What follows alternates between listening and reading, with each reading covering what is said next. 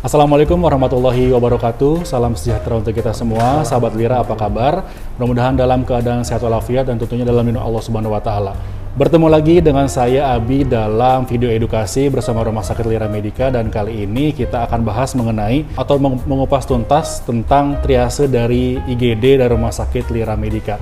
Namun sebelum ke pembahasan, saya tak lupa mengingatkan kepada sahabat Lira semuanya untuk download aplikasi Rumah Sakit Lira Medica di Google Play maupun di App Store, karena selain bisa appointment secara online, aplikasi Rumah Sakit Lira Medica juga sudah bekerja sama dengan merchant-merchant pilihan spesial untuk pasien Rumah Sakit Lira Medica.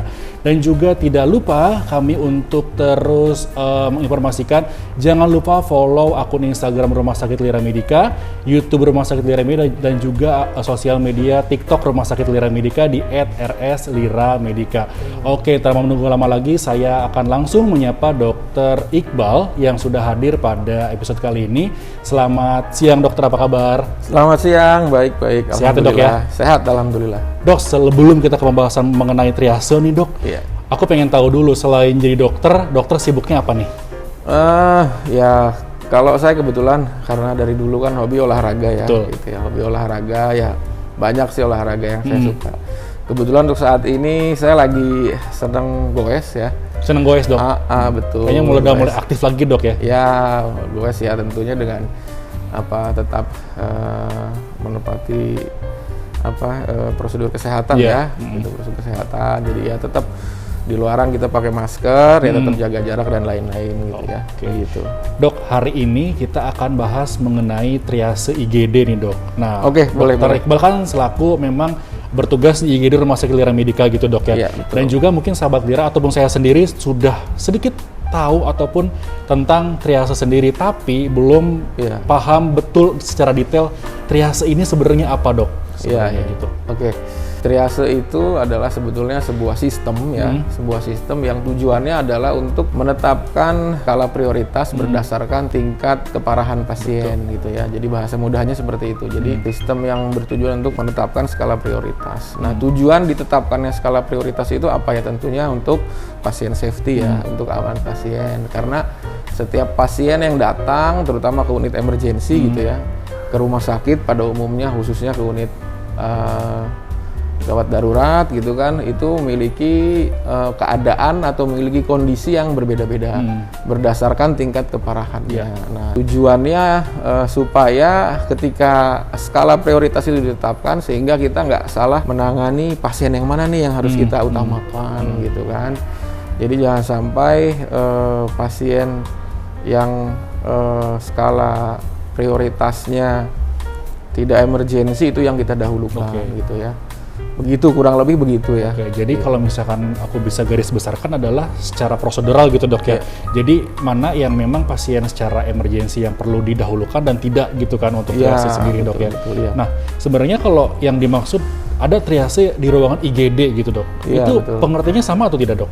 Ya, memang triase itu di IGD sebetulnya ya. Jadi begini, kalau kita sedikit membahas sejarah dari sistem triase itu sendiri ya. Jadi begini, sejauh yang saya tahu, triase itu sebetulnya mulai berkembang pada saat Perang Dunia ya. Gitu. Jadi begini, adalah sistem yang dianut oleh tenaga kesehatan ya, dokter dan perawat-perawat gitu ya, di basis-basis militer tuh, di barak-barak militer dalam menangani pasien-pasien korban peperangan gitu ya. Gitu. Yang ya kita tahu pasien korban peperangan itu ya memiliki tingkat keparahan yang berbeda-beda gitu ya. Tujuannya ya seperti yang saya bilang di awal tadi adalah pasien safety gitu ya. Jadi untuk meningkatkan survival rate dari pasien, untuk meningkatkan atau untuk menurunkan angka kecacatan dari pasien gitu, sehingga harus dipilah-pilah nih yang mana nih yang harus didahulukan gitu ya, atau yang mana yang boleh di hold sejenak gitu ya. Karena ada pasien yang lain yang lebih membutuhkan gitu membutuhkan pertolongan. Dan ternyata sistem ini cukup berhasil ya gitu untuk diterapkan di kondisi seperti itu. Ya, termasuk juga di kondisi bencana gitu ya. Sehingga pada perkembangannya sistem ini akhirnya dianut di rumah sakit gitu ya. Di unit atau di instalasi gawat darurat gitu, yang tujuannya adalah supaya kami tenaga kesehatan, dokter, perawat, bidan ya bisa lebih dimudahkan gitu untuk penanganan pasien supaya kita bisa mengedepankan pasien safety gitu ya. Jadi kembali ke tadi pertanyaan yang kedua tadi, seperti apa sih gitu di IGD itu kan. Jadi ya pasien yang datang ke instalasi gawat darurat itu ya akan kita lakukan triase. Triase ada macam-macam triase sistem ya, itu yang ada di dunia ini ya, ada macam-macam tuh ya. Jadi biasanya yang kita lakukan itu adalah yang pertama kita menilai pasien berdasarkan keadaan umum ya, terus kesadarannya, tingkat kesadarannya. Tingkat kesadaran itu ada yang namanya kompos mentis ya, seperti kita nih saat ini nih dalam keadaan kompos mentis atau sadar sepenuhnya gitu ya. Lalu di bawah itu ada somnolen ya, ada delirium, ada sofor atau yang umum di masyarakat kita pernah mendengar istilah koma gitu ya. Nah, itu istilah koma. Itu termasuk juga tingkat kesadaran pasien ya. Nah, dari situ. Terus selanjutnya tanda-tanda vitalnya kita nilai ya. Juga termasuk keluhan yang dirasakan atau yang dialami sama pasien. Nah, dari situ kita baru menentukan, nah ini masuk skala prioritas yang mana gitu ya. Nah, jadi yang ini berdasarkan pemeriksaan yang kita lakukan ya, yang tadi yang terkait keadaan umum, kesadaran, tanda-tanda vital dan keluhan pasien ini masuk dalam kategori pasien triase merah misalkan ya, atau ada lagi triase kuning, triase hijau gitu. Ada lagi sebetulnya satu lagi triase hitam atau pasien yang datang ke instalasi gawat darurat dalam kondisi sudah meninggal dunia gitu ya. Ya kurang lebih itu yang kita lakukan gitu ya. Begitu. Siap. Berarti memang kalau misalkan triase ini berangkat dari zaman dulu gitu ya dok ya. Dari zaman perang itu sudah ada dan memang kayak diaplikasikan ke rumah sakit kayak gitu ya dok ya. Nah biasanya kalau kita berbicara mengenai berapa waktu lama seseorang atau pasien diberikan triase ini, berapa lama dok? Ya memang berdasarkan standar ya, kan macam-macam. Yang kita tahu nanti ada yang namanya Australian Triase Scale ya, ada yang namanya Canadian Triase and Acuity Scale, macam-macam tuh. Ada ESI atau Emergency Severity Index gitu. Ada lagi MTS ya, Manchester Triage Scale gitu. Jadi masing-masing punya standar sendiri-sendiri ya. Kecuali sepengetahuan saya ESI Emergency Severity Index itu tidak mengacu pada berapa lama gitu ya, tapi ditetapkan dulu prioritasnya gitu kan. Nah, ketika misalkan ada prioritas lama itu dulu ditangani sampai dengan selesai gitu ya. Lalu kalau ada pasien prioritas yang selanjutnya yang kedua gitu ya, baru itu kita tangani gitu. Selebihnya yang lain seperti contohnya pada ATS ya yang saya tahu. Jadi dibagi menjadi ATS 1 sampai dengan ATS 5 ya gitu. Ya sebetulnya mirip-mirip dengan ESI, jadi ada kategori resusitasi, kategori emergensi, kategori urgensi, kurang urgent dan tidak urgent gitu ya. Mirip-mirip seperti itu. Kalau yang resusitasi tentunya tidak ada respon time yang ditetapkan. Artinya ketika pasien itu datang, kita harus segera melakukan pemeriksaan, tindakan dan lain-lain gitu ya. Lalu kalau pasien emergensi mungkin bisa antara 5 sampai 10 menit, atau ada yang sekitar 15 sampai 30 menit. Kalau yang tidak gawat, tidak darurat atau kategori terakhir ya, kategori tidak urgent itu bisa sampai 120 menit juga bisa gitu ya. Gitu. Tergantung kondisi di IGD pada saat kami bertugas gitu, begitu tentunya. Oke. Nah dok, ini aku sempat baca di sebuah artikel dok, ternyata triase ini ada jenis-jenisnya gitu ya dok ya. Apakah jenisnya tadi yang disebutkan atau memang beda dok untuk jenisnya sendiri? Iya, kurang lebih seperti itu ya, kurang lebih seperti itu ya. Ya, yang sepengetahuan saya seperti itu. Jadi, tapi memang yang saya tahu juga memang banyak di rumah sakit di Indonesia ini yang masih menerapkan sistem triase klasik ya. Artinya dibagi menjadi merah, kuning, hijau, gitu aja. Merah, kuning, hijau. Merah tentunya untuk pasien yang kondisinya gawat darurat ya. Kuning pasien kondisi gawat tapi tidak darurat, atau darurat tapi tidak gawat. Yang hijau tidak gawat dan tidak darurat. Gitu. Yang hitam, satu lagi yang hitam tadi itu pasien yang datang ke instalasi gawat darurat dalam kondisi sudah meninggal dunia gitu ya, entah itu di rumah atau di perjalanan gitu. Itu paling. Siap. Nah dok, aku penasaran nih, sebenarnya yang melakukan triase ini itu di ruang IGD gitu dok? Iya. Siapa? Apakah dokter atau memang perawat yang bisa teknik juga boleh gitu dok? Biasanya gimana? Oke. Ya baik. Ya sebetulnya teknisnya dilakukan oleh tenaga kesehatan, dokter atau perawat ya, yang terampil dan kalau perlu yang sudah bersertifikat ya gitu ya. Artinya terampil dalam arti dia punya pengetahuan, punya knowledge yang cukup ya, punya pengalaman yang cukup gitu ya. Dan lebih bagus lagi kalau memang dia sudah bersertifikat gitu ya. Lebih terpercaya gitu dok ya. Betul. Jadi boleh dokter, boleh perawat yang melakukannya itu ya. Ya kalau di kami di sini kita yang kita terapkan adalah triasenya itu dilakukan oleh perawat ya.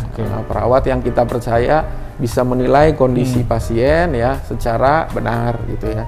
Itu yang kita lakukan, itu yang kami lakukan gitu. Siap. Jadi kalau misalkan perawat juga bisa, yang penting adalah punya sertifikat ataupun memang sudah mempelajari gitu dok ya triase tersebut gitu ya. Iya betul. Oke. Dok, aku juga pernah baca ada yang namanya istilah tentang true emergency dan false emergency. Itu yang dimaksud dengan true emergency dan false itu apa dok? Iya betul. Ya sebetulnya kembali ke pengertian emergency tadi ya. Emergency artinya ya kondisi kegawat daruratan gitu. Jadi kalau true emergency artinya ya setelah kita lakukan triase, pasien itu masuk ke dalam kategori true emergency. Artinya true emergency itu ya nih betul nih, ini skala triasenya merah atau mungkin paling tidak kuning gitu ya. Itu yang true emergency. Kalau yang false emergency ya masuk ke IGD dengan kondisi yang tidak ada kegawatan, tidak ada kedaruratan gitu ya. Contoh misalkan pasien datang dengan keluhan demam 2 hari gitu ya, atau pilek ya. Nah, dilakukan pemeriksaan tanda-tanda vital seperti tekanan darah, suhu ya, napas, nadi ya, terus juga dilakukan pemeriksaan fisik oleh dokternya. Ternyata tidak ada kegawat daruratan yang sedang yang dialami oleh pasien itu. Itu masuk dalam kategori false emergency gitu ya. Begitu. Siap. Dok, ini mungkin pertanyaan terakhir nih dok. Aku penasaran nih, ada nggak kendala-kendala yang memang selama melakukan triase ini tuh kendalanya seperti apa gitu dok? Ya boleh, ini pertanyaan bagus nih. Pertanyaan ya, memang ini yang sering terjadi ya, yang sering dialami di instalasi gawat darurat atau di unit gawat darurat. Yang saya pikir dimanapun ya, nggak cuma di kami. Jadi adanya perbedaan pemahaman nih antara kegawatan, kedaruratan yang prinsip itu yang dipahami oleh masyarakat dengan kami sebagai tenaga kesehatan gitu ya. Jadi ya tentunya kalau kita memahami kegawatan, kedaruratan itu kan berdasarkan keilmuan yang sudah kita pelajari sejak zaman kuliah, sejak zaman kita magang dulu ya. Nah, berbeda dengan pemahaman kegawatan, kedaruratan yang pendekatannya berdasarkan perasaan gitu ya. Ini sepertinya gitu kan. Ya walaupun memang seperti itu ya, sebetulnya kami memaklumi ya gitu. Terutama pasien anak ya. Pasien anak dibawa oleh orang tua muda gitu ya, ibu panik muda gitu dok ya. Ya kami sangat memahami yang datang langsung ke instalasi gawat darurat gitu ya, karena demam misalkan, padahal demamnya baru hari ini, misalkan demamnya baru hari atau baru 1 hari gitu kan. Terus demamnya juga nggak terlalu tinggi ya, kami istilahnya menyadari itu bahwa itu terjadi karena ketidakpahaman kan gitu ya. Satu itu. Terus yang kedua memang sepertinya memang banyak di masyarakat kita itu yang kurang memahami tentang sistem kerja di IGD gitu ya. Ya melalui media ini yang mudah-mudahan nanti bisa lebih aware gitu ya dok ya, lebih paham gitu. Gitu ya, bahwa memang ada sebuah sistem, termasuk diantaranya sistem triase gitu, yang itu kami lakukan gitu, yang tujuannya memang semata-mata untuk pasien safety gitu. Jadi kalau seperti Mas Abi tahu kan, misalkan ada pasien yang mendaftar ke poli, artinya mereka menunggu giliran untuk bertemu dengan dokter di poli sesuai dengan antrian. Betul. Gitu ya. Kalau antriannya ke 20 ya dia nanti nunggu sampai antrian ke 20 baru diizinkan masuk, dipanggil untuk diperiksa, untuk berkonsultasi dengan dokternya. Nah, kalau IGD ya dengan adanya sistem triase tentunya kami tidak menangani pasien berdasarkan antrian masuknya, betul. Gitu. Tentunya ya dengan sistem triase tersebut pastinya kami akan menangani pasien berdasarkan tingkat keparahannya, atau berdasarkan gitu, berdasarkan skala triasenya. Gitu. Jadi kalau contoh real misalkan ya ini ya, mohon maaf sekali ini kalau misalkan pernah ada mungkin teman-teman di luar sana ya, rekan-rekan, bapak-bapak, ibu-ibu yang pernah mengalami kejadian seperti ini, misalkan datang ke IGD dalam keadaan yang masuk dalam skala triase hijau, seperti contohnya demam nih, batuk, pilek udah 2 hari, walaupun sekarang sedang pandemi ya, masih sedang pandemi gitu.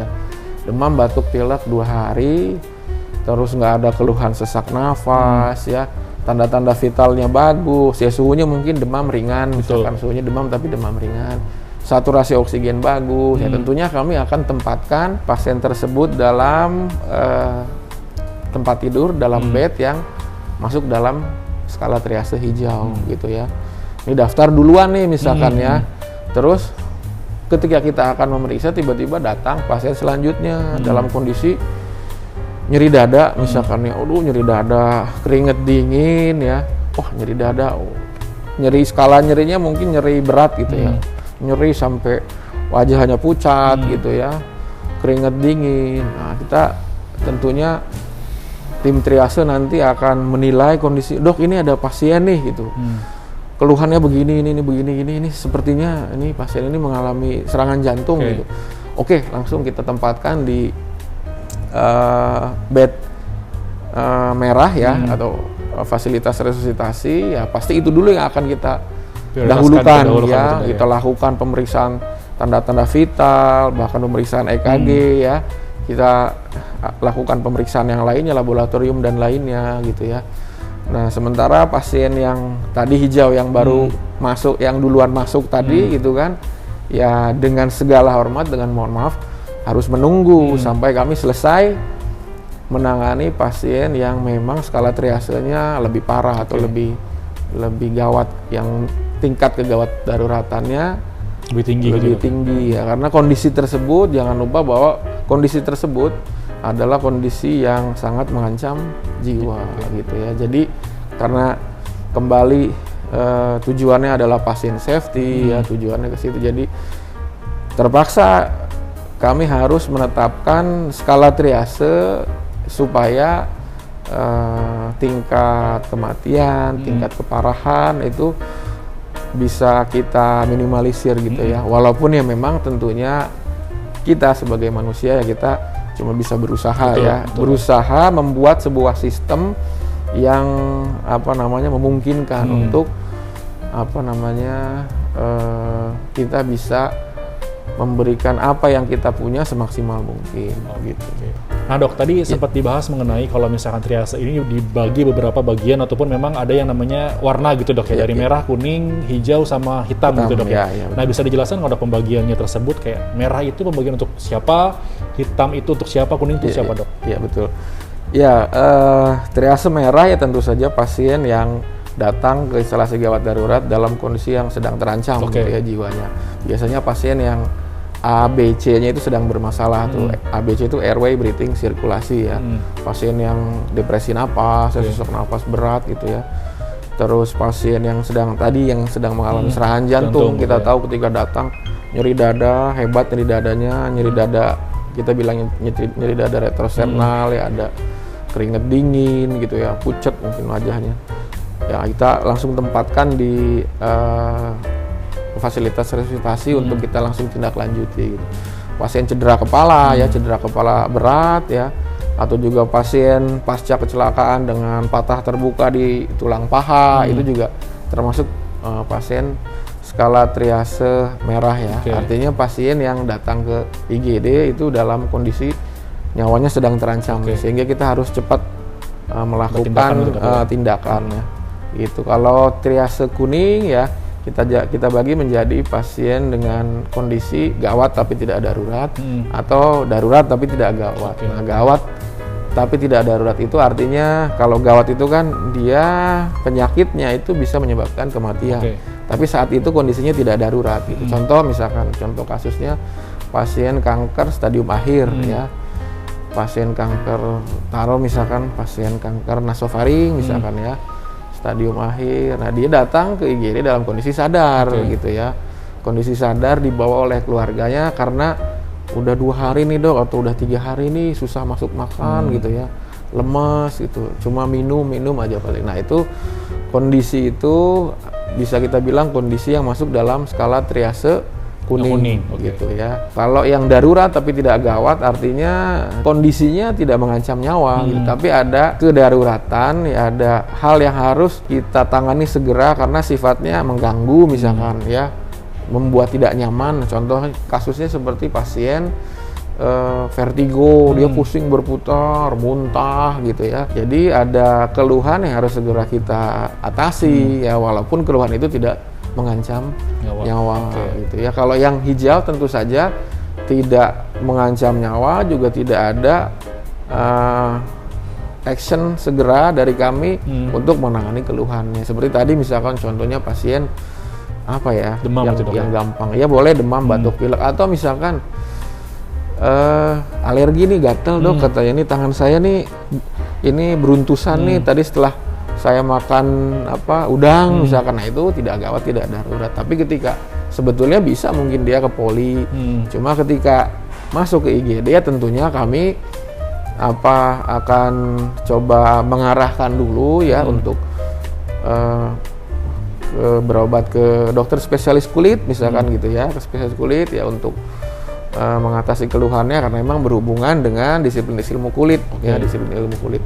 Nah, tapi ketika pasien ini udahlah saya ke IGD aja dok gitu ya, karena mindset masyarakat kita itu kan tentunya begini, ke IGD aja deh biar lebih dapat penanganan. Nah, padahal memang di IGD sendiri sebetulnya ada sistem yang mengatur kami ya untuk menetapkan skala prioritas tadi. Tapi ya nggak apa-apa, kita artinya kami izinkan, pasti kami izinkan masuk, tapi mungkin pasien ini menjadi skala prioritas terakhir untuk dapat penanganan gitu. Karena lihat dari gejala gitu dok. Betul ya, gitu ya, paling itu. Kalau yang hitam satu lagi ya tadi datang ke IGD dalam kondisi sudah meninggal dunia, baik itu di rumah maupun di perjalanan gitu ya. Begitu artinya ini sudah tidak mungkin kita lakukan bantuan medis lagi ya, artinya karena pasien sudah meninggal dunia gitu ya. Apalagi setelah kita cek memang sudah tidak ada sudah tidak ada gerakan nafas, sudah tidak ada denyut jantungnya, ditambah pupil matanya juga sudah midriasis total. Nah, kita akan jelaskan kepada keluarga bahwa pasien ini memang sudah meninggal dunia gitu. Itu paling yang kita lakukan, yang kami lakukan kalau kita menerima pasien dalam kondisi seperti itu. Oke, jadi memang cukup jelas juga dok ya, ternyata pembagiannya ada yang merah, ada yang kuning, ada yang hijau, dan juga ada yang hitam gitu dok ya? Iya, betul. Oke, siap.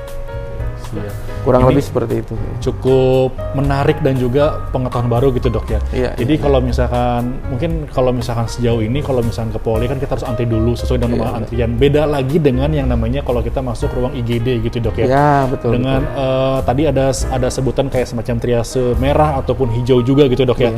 Jadi kita harus yang namanya menempatkan diri lah gitu, nih mana dulu nih yang didahulukan gitu ya dok ya, diprioritaskan demi meminimalisir yang tidak diinginkan kayak gitu dok ya. Iya betul. Oke, Dokter Iqbal terima kasih atas waktunya sudah mampir di Bincang Sehat Rumah Sakit Lira Medica. Terakhir dok, closing statement ataupun kesimpulan mengenai tema pada siang hari ini kepada sahabat Lira dok, silakan. Baik ya. Sebelumnya saya ucapkan terima kasih ya atas kesempatannya. Ini juga menjadi media bagi kami untuk sedikitnya memberikan informasi ya minimal mengenai triase. Sebenarnya ada banyak sekali sistem yang diterapkan di IGD ya, di instalasi gawat darurat itu. Hari ini kita membahas tentang triase. Jadi mudah-mudahan pada kesempatan kali ini bisa memberikan pengetahuan yang cukup buat teman-teman di luar sana ya, buat masyarakat pada umumnya, bahwa memang itulah yang kami terapkan di IGD, di rumah sakit manapun, terutama di rumah sakit kami, Rumah Sakit Lira Medica. Jadi ada sistem yang namanya sistem triase yang bertujuan untuk menetapkan skala prioritas berdasarkan tingkat keparahan pasien. Tujuannya sekali lagi adalah supaya ilmu yang kami miliki insya Allah bermanfaat bagi pasien-pasien kami gitu ya. Kurang lebihnya mungkin mohon maaf dari saya. Tetap sehat dan tetap bahagia. Oke, Dokter Iqbal terima kasih sekali lagi sudah mampir di sama-sama. Bincang Sehat Rumah Sakit Lira Medica. Oke, sahabat Lira semuanya, itu tadi pembahasan mengenai mengenal atau mengupas tuntas tentang triase IGD Rumah Sakit Lira Medica. Dan untuk sahabat Lira semuanya yang tertinggal, silakan untuk tulis pertanyaan jika ada yang ingin ditanyakan. Nanti kita akan membahas bersama-sama dengan Dokter Iqbal di episode selanjutnya. Dan jangan lupa untuk terus menyaksikan Bincang Sehat dan juga video edukasi lainnya di Instagram maupun di YouTube Rumah Sakit Lira Medica, karena kita akan selalu mengupdate layanan terkini dari Rumah Sakit Lira Medica. Oke, terakhir, layanan terbaik untuk Anda dan keluarga, ke Lira aja. Lebih dekat, lebih aman, bersih dan juga nyaman. Saya Abi beserta Dokter Iqbal pamit undur diri. Sampai jumpa di Bincang Sehat dan video edukasi Rumah Sakit Lira Medica selanjutnya. Wassalamualaikum warahmatullahi wabarakatuh. Waalaikumsalam.